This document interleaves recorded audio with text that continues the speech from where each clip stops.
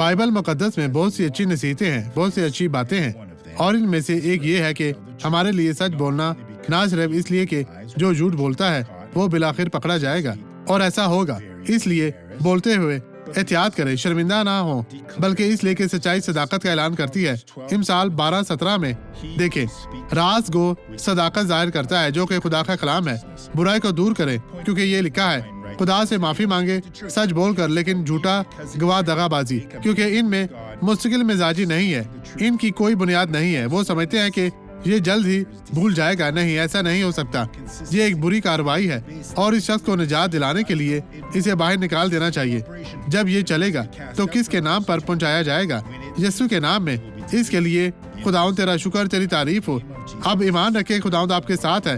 اب اس گواہی کو دیکھیں اور میں دعا کرنے واپس آؤں گا۔ میں ابھی ٹھیک ہوئی ہوں، میرے کان میں درد تھی، کیونکہ جب میں جوان تھی میں ہمیشہ گر جاتی تھی۔ آپ کتنے سال کی ہیں؟ میں 80 سال کی ہوں۔